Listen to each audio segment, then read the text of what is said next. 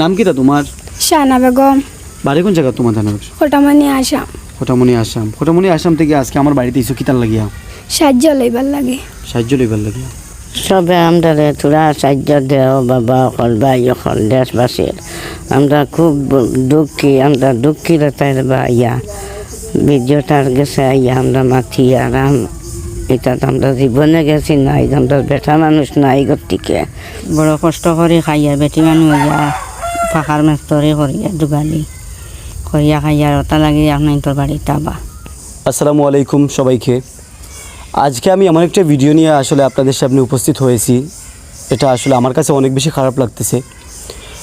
আমি আপনাদেরকে ডিটেলসে কিছু কথা বলতেছি, আপনারা অবশ্যই কথাগুলো যারা আছেন ভিডিও দেখতেছেন অবশ্যই কথাগুলো সম্পূর্ণ শুনে যাবেন। আজকে থেকে প্রায় 2-3 বছর আগে আমাদের মসজিদে একজন ইমাম ছিলেন আর কি, তো যিনি আমাদের এখানে অনেকদিন ইমামতি করেছিলেন। তারপরে আসলে হঠাৎ করে আসলে উনি মারা যান। আমাদের এখান থেকে যাওয়ার পরে আসলে উনি মারা গিয়েছেন। আর হয়তো আপনারা দেখতে পারতেছেন ওনারা যারা আছেন, উনি আমাদের যে হুজুর আছিলেন তো হুজুরের আসলে ওয়াইফ, আর তার সাথে আপনারা দেখতে পারতেছেন আরেকজন ওনার মেয়ে। আর এর পরে আপনারা যাকে দেখতে পারতেছেন ও হলো মানে আমাদের হুজুরের নাতিন হয় আর কি।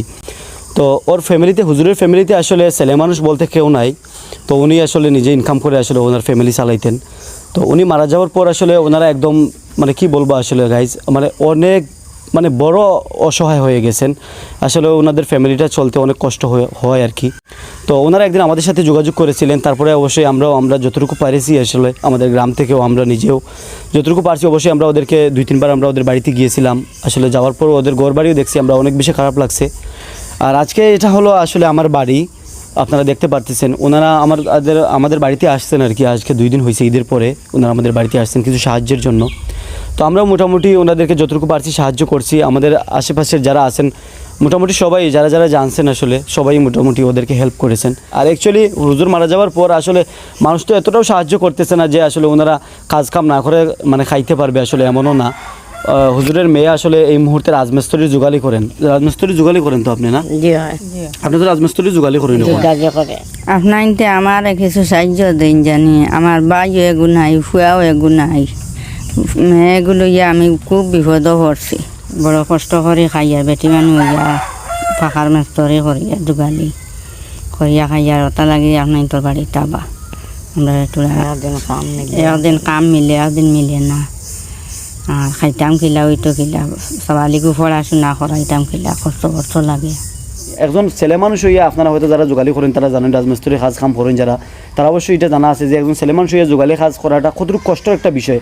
ও জায়গাতে একটা মানে মহিলা মানুষ হইয়া রাজমিস্ত্রি যোগালি করিয়া নিজের ফ্যামিলিরে চালানোর চেষ্টা করা, তাও খেরোর কাছে হাত পাতরা না, ভিক্ষা খুচরা না, মানে এটাই আসলে অনেক মারাত্মক একটা বিষয় আর কি। সে কাজ কাম করিয়া নিজের ফ্যামিলিটা চালানোর চেষ্টা করা, তো এই বিষয়টা দেখে আমার খুব বেশি দুঃখ লাগছে। তো আমরা ফার্সি যা তাও হেল্প করার চেষ্টা করছি। সবে আমরা সাহায্য দিয়েছেন অন্য মানুষেও, আর আপনারাও দেন সারা সাহায্য। আমার মেয়ে একটা যোগালির মেস্তরি করিয়া খারি যোগালি করিয়া 250 টাকা আজিরা।